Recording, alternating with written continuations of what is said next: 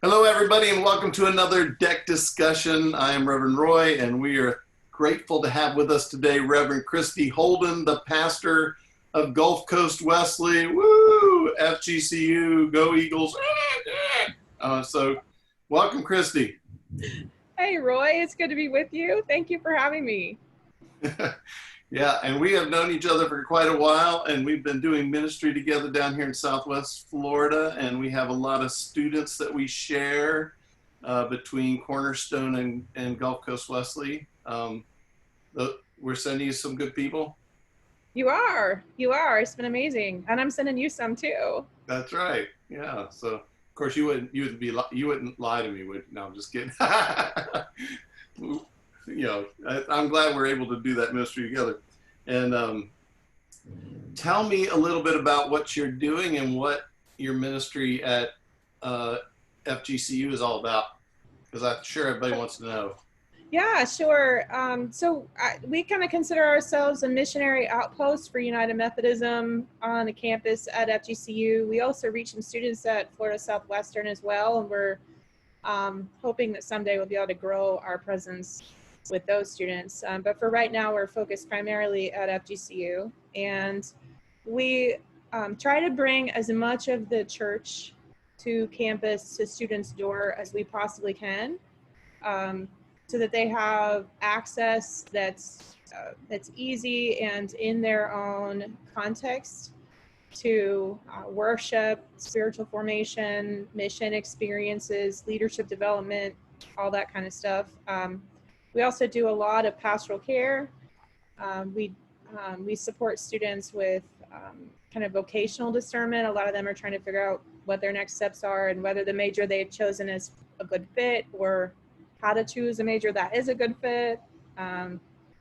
And we also have an off-campus house that we rent called Wesley House, that has a residential intentional Christian community program in it, and houses our storage and does some other functions for the ministry. But that's kind of the big picture of it.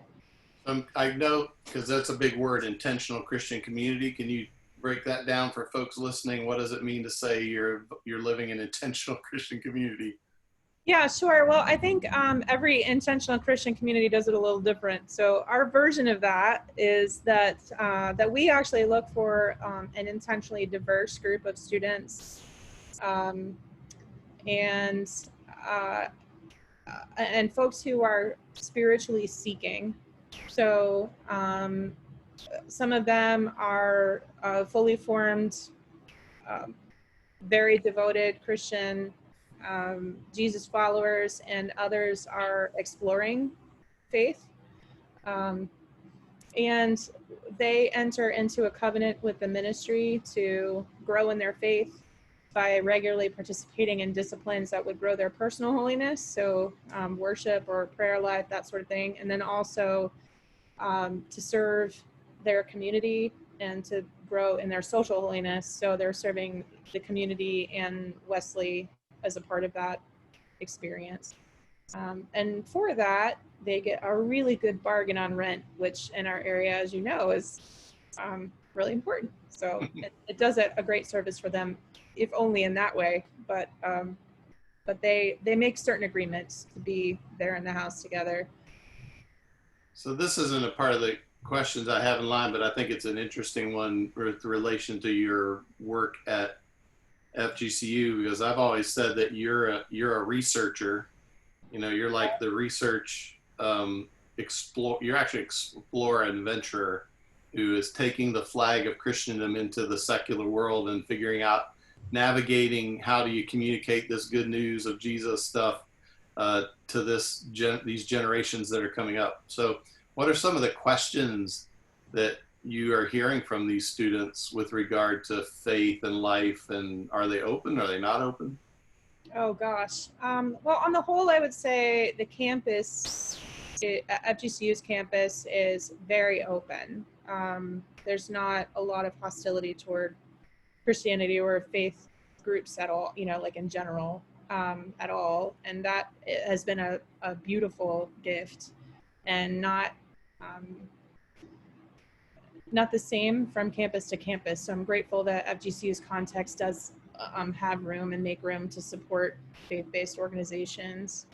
I think there's a generalized tolerance. That would be the first thing I'd say, that the students are pretty tolerant, kind of a live and let live type of situation. So you do you and I'll do me. And if we have a conversation that's useful, then great. But they're happy to let us be who we are. So we don't experience a lot of stress in that kind of way. I think, like, theologically, the students ask really big questions, really big questions. And I feel like my time in campus ministry has given me the gift, the opportunity to grow deeper in my own understanding of theology and my own clarity around theology. But it's also forced me to go there. The questions are just really big. And I think above all, if there was one question I would say that I hear the most, it would be the question around theodicy. You know, where is God in the midst of suffering? The world seems like a pretty horrible place in a lot of days.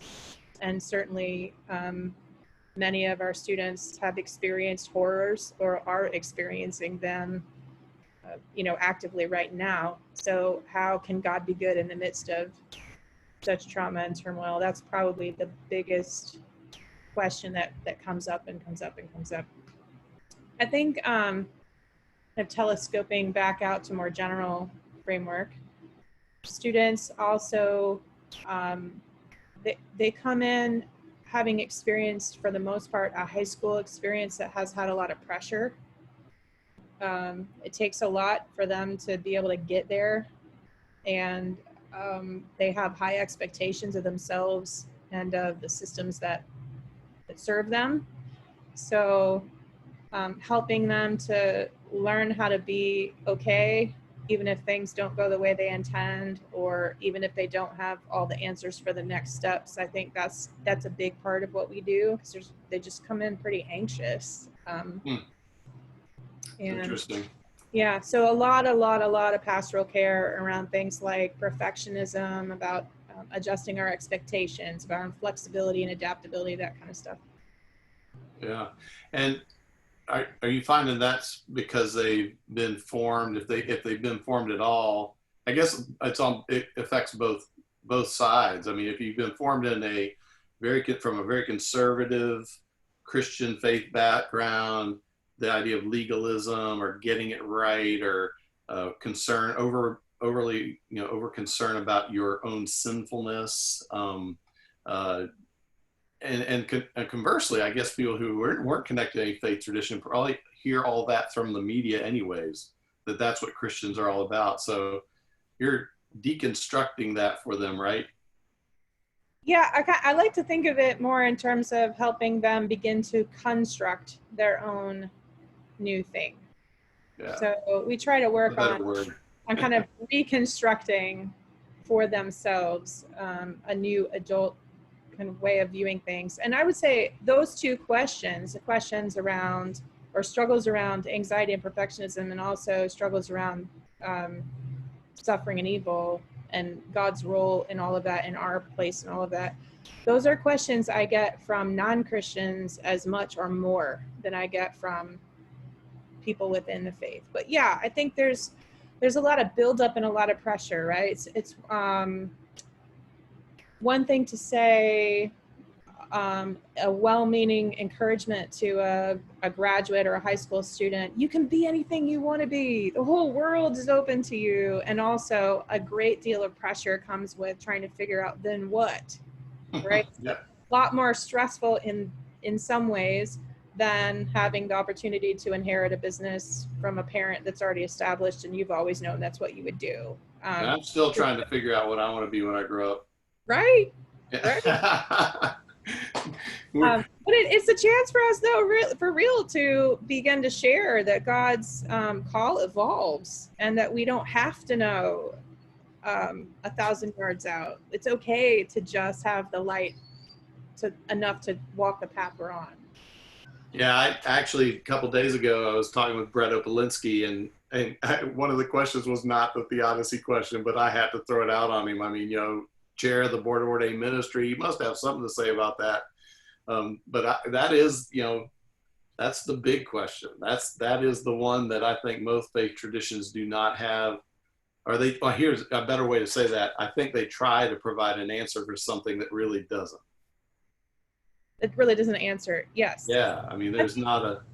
I think the other part for me is dealing with so many folks who are outside the church. I mean, more of my interactions are with folks who are outside the church than within it. So, which I love, and count just as a, like, I can't believe God lets me do that as ministry. It's amazing. Like, Are so you much. saying you don't like hanging out with church people? I love church people. I love I'm church just people. kidding. They make the best green bean casserole in the world. Man, the I'm just meat, kidding you. like the steak and potatoes are over with the non-Christian folks when you get to share something so exciting with them that they never have heard before, and so many of them really haven't heard it. What I think I hear you saying in that, and you can correct me if I'm wrong because I find joy in it too, is that non-church folks are at least honest about where they find themselves. They're not putting on a facade, or they're trying not wearing a mask, or not trying to pretend to be holy. They Right. shoot from the hip. They just live it the way they live it. Yes. And I think Christians should be doing the same. I don't think that we've ever been invited away from that. And in some ways, the church has kind of pushed us into that corner. Yeah, for sure. I mean, even in the way I share who I am and what I do with people on campus largely depends on how I enter the conversation with them and what they're willing to share with me before they know I'm a pastor. Because just identifying myself in that language is enough to be off-putting, and they change their behavior and their language to respond to what they think I expect. Yeah. Which is, it, sometimes that's frustrating, but it's also kind of funny to watch, like, sociologically how easily that happens. But if I say, I work for one of the largest global nonprofit organizations. I get a completely different kind of conversation than if I say, "Hi, I'm a pastor from the Christian church." Right. Yeah. Which, part of these deck discussions, one of the questions that I'm asking everybody because of the situation we find ourselves, which it's interesting that, I don't know if you read the article, but N.T. Wright basically wrote a book relating to the pandemic. And in that he says that we don't have a response as Christians to what's going on in the world. And that statement in and of itself is doesn't sound real hope filled. Yeah. And Right. and I get it. I mean, why are 100,000 people dead in the United States? Why are particularly black males being killed in the streets of the cities for crimes that nobody would ever be treated that way if they were white skinned people? That kind of those things are going on all the time, and that kind of horror has been part of the world story from the beginning. But how do you define hope? So I was trying to give that some thought ahead of our conversation, and the best, most simple way I could come to was to be able to say, I think hope is the expectation that things can and will change. It's a knowledge that we aren't stuck here, Mm. um, and that that while we may be experiencing some beautiful blessings in whatever moment we find ourselves in, right? I mean, that could be in the context of just personal growth or mental health, trying to overcome some mental health challenges. It could be in a relationship or even in the pandemic kind of conversation. I think there are some gifts in this time that we can cherish and hold on to, but also hope is to hold on to an idea that it's not forever, that the bad stuff doesn't have to be forever, that that my frame of mind doesn't have to be forever, that the emotions I'm carrying today don't have to be with me forever, that things can and will change eventually. Mm. and to Yeah. trust that that's possible. Because to me, hopelessness is around the despair of feeling like I'm stuck in the dark and it's going to be dark, and there's no way out of that. Yeah. And I think hope abounds in places we don't expect in these times. That we're we experience the darkness for a moment, and that moment might last a while. I mean, I was talking with somebody a couple weeks ago where they said, you know, Jeremiah says, guess what? There's hope. You're not going to be able to oppress people anymore, but that won't happen until 70 years down the road, you know. Right. And we're all going, we'll be dead by then. You know, Scott Smith and I were talking about that, but you Right. know, how do you hold on when you're the person caught in the midst of the 70 years of suffering? Oh, yeah, for real. Yeah, and for me, when I've been in long periods, long stretches of suffering, having faith in Christ, being able to put my faith and trust in a God who's, number one, in relationship with me right there in the middle of it, and number two, eternal and bigger than this whole experience, you know, so much bigger than this whole experience. It's, for me, it's like being able to drive a stake in the ground that tethers me in the midst of that storm where it's chaos and I can't see what's next and I don't know when it's going to end, but I can hold on to the knowledge that God's here with me, that God's not leaving me, and that God will always be working for good. I'm gonna tether off of that because I think that's something I've been pondering. I think inviting you into the midst of this conversation is good because I have never felt more convinced that we have got to commit the time on Sunday to worship together. Now, that could be any church, whatever your church you call your church home. Right. But you know, I hear people saying, "Oh, I just can't watch online virtual worship." Well, that's the way we worship right now. So Right. I'm even convinced that we have to commit ourselves to the entire worship service as a discipline of faith to kind of stand in opposition to the consumerist culture that says we should only pay attention to the stuff that we like. Yeah. And as painful as that is to people, I think it's a witness in this time to say, gosh, we take this seriously. This, you know, what do you Right. think Right. about that? Oh, I think that's beautiful. In fact, I was just sharing about Cornerstone with a friend this morning. I was just talking with her this morning, and she was saying that she has a dear friend who is agnostic and will sometimes come to church with her, but enters into liturgy feeling lost and confused and like, I don't know what this means. And it feels rote from the outside, right, for him. But I was able to share, like, man, I've got these great friends at Cornerstone who say, why do we say the creeds? Why do we do this? We do this to remember, right? Why do we have children in leadership? Why do we uh, center our worship life around the Eucharist? We do these things to pull us back to that stake in the ground, man, to tether us. Yeah, somebody the other day said to me, why are you doing the Eucharist every week when nobody's there? I said, because we have to do the Eucharist every week because everybody is here. It's not a choice. It's not an option. I'm almost going to the extreme of this. Mike Butler won't like this too much, but of lower production value. You know, it's like you know, I'm not going to put powder on my head.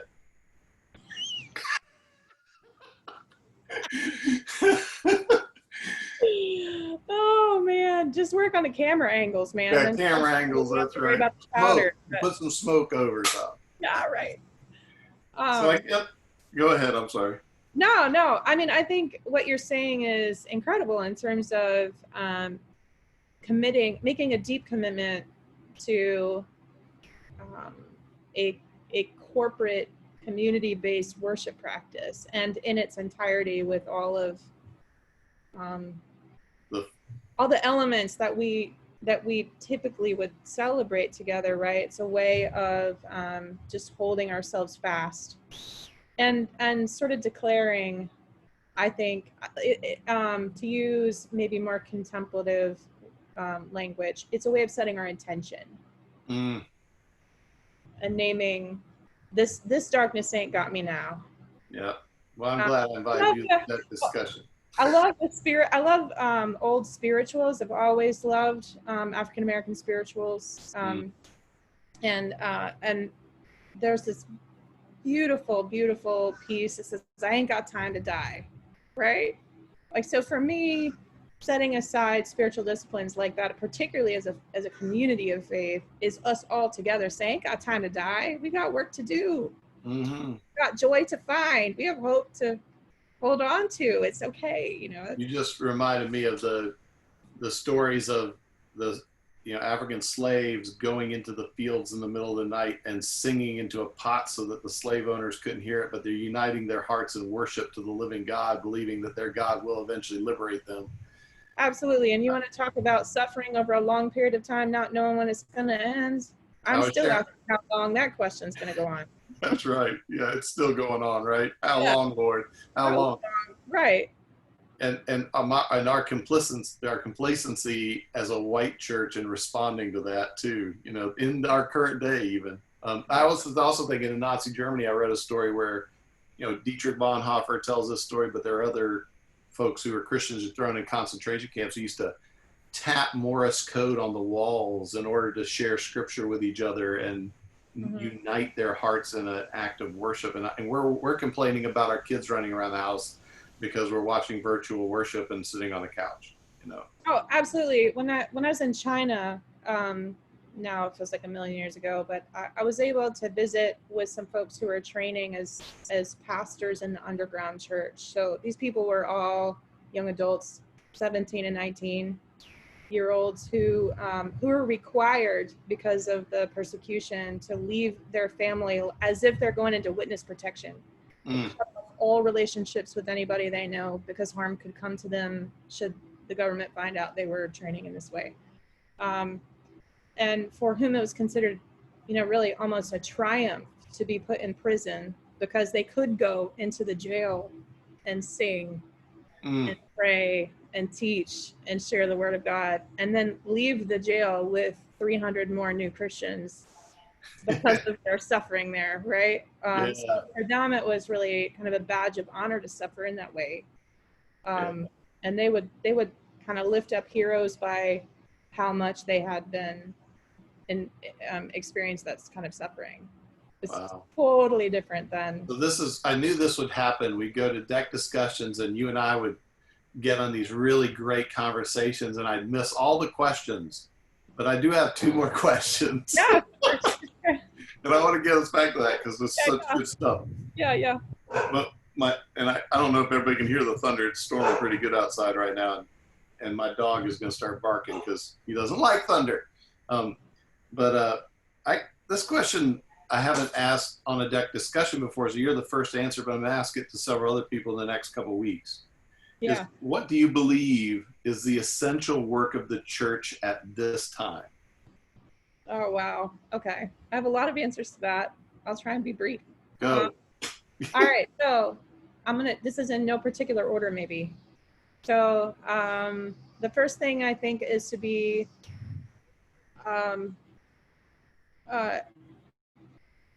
overwhelmingly authentic. The world cannot afford any trifling and we trifled too long. So I think back to Bishop Henderson a bunch of years ago, right? He said, no more play in church, no more play in church, and no more trying to dress up and make ourselves better than we are. Get honest to God and be honest to God wherever you go. That is our best witness. Because I really think as I interact with non-Christians more and more, they sniff it out a mile away. They're not fooled by folks who claim to follow Christ but had no depth, or who claim to follow Christ but don't bear fruit in terms of their service or their outward loving attitude, right? So that would be one for sure. Okay, ask me again. What do you feel is the essential work of the church right now? Yeah. The work of the church, yeah. I think I'm playing off the word essential because that's been thrown around so much right now. Yeah, okay, so ironically, I would say one of the essential things that the church needs to be about is kind of forgetting itself in the building. That our work needs to be more about putting ourselves in positions to listen deeply to the stories of other people and looking for ways that we can lift them, encourage them, support them, help them grow based on what they need and what they say they need, right? Not based on our need to fill pews or coffers or sustain systems. So I think that's definitely one, like that the church needs to become more relational outside itself. Mm. Um, and I think if we do that well, what we learn is a lot of the things we thought were important or we thought people would be attracted to really aren't important and people aren't attracted to. So our trappings matter less. But our stake in the ground, the tether matters more. So I find that helpful. I think connected to the where is God in the midst of evil, and this whole relationship of evil and suffering question that I hear all the time from non-Christian folks, I think one of the most essential pieces of work the church can do is to show up for other people in their suffering and to walk alongside them. So this means we have to get serious about the work of reconciliation, about the work of justice, about, and it's not enough to be just Facebook posting about it. Right. I got slammed. Somebody said, why aren't you posting more about all these social justice issues? I said, because I prefer talking face to face with people. It actually makes a greater impact when I'm dealing with my community and having conversations here. Yeah. Sure. I mean, I'm sure posting is effective in some way, but right. Get to work in your local community. And a lot of people hide behind that, don't you think? I mean, just I posted it, I'm justified, and I think it's a start. It's the beginning of naming an intention without really taking the step to live into that intention. So, and I don't want to minimize that in the sense that to kind of, I don't know, the language that's in my head right now is to come out on the side of justice. Right. Can be a really scary thing and a vulnerable thing to do. So I don't want to minimize that people make that declaration in whatever social way they can. Yeah, it's a good step. It might be a first step in moving into a greater conversation about what does it mean to live it and embody it. Yeah, or to use our social media as a way of empowering concrete actions that we can take. So we're using our media to say, send your letters here, or meet us here for this conversation about this topic, or here are ally work is what you're talking about, right? Yes, right. I totally post that. Yeah. I think the church has some miles to go, and then I think that begins to answer the question that is the companion question to where's God in the midst of suffering, which is almost always, and where's the church in the midst of suffering, right? So if God is with me, then how come I don't see y'all doing anything to end racism?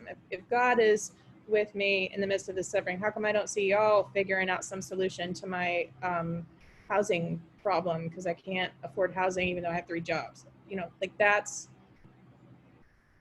a rubber meets the road.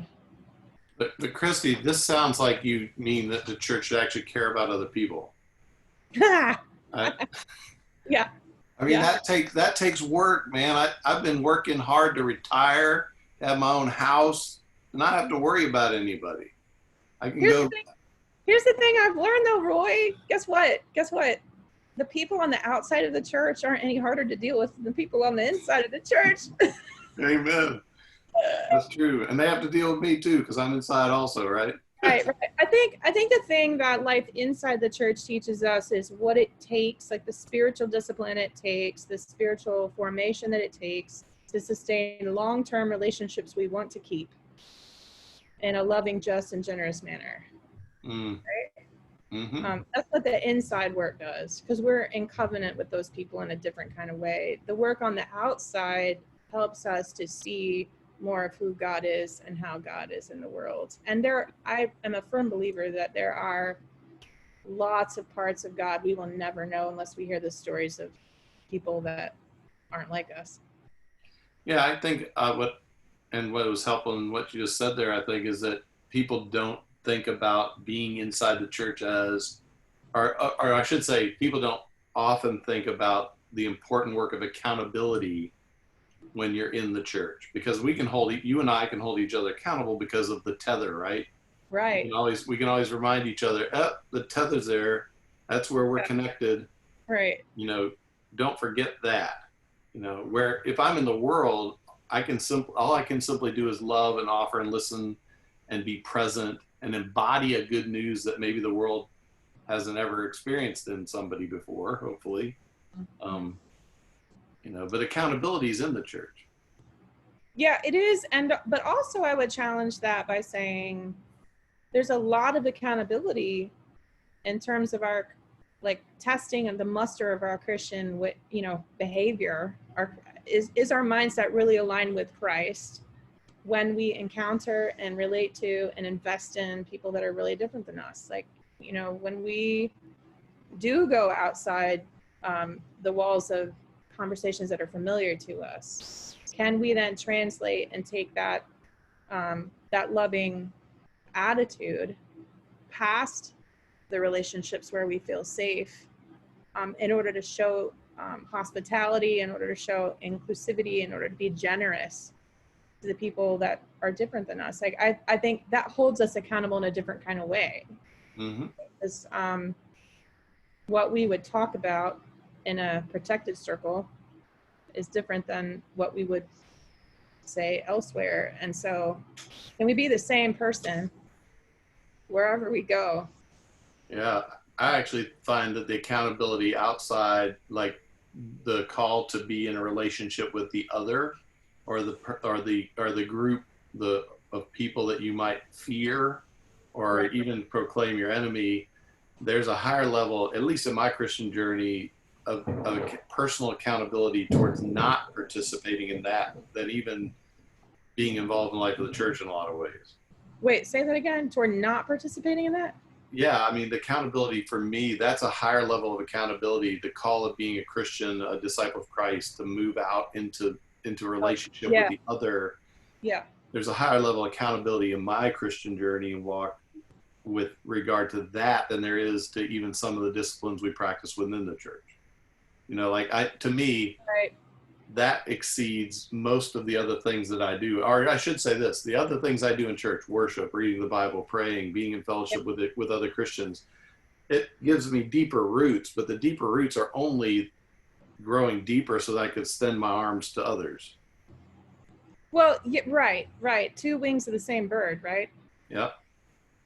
Two wings of the same bird. So often I teach, when I'm teaching civic engagement courses, or when I'm and we're talking about community engagement, or I'm teaching even the class I'm working on,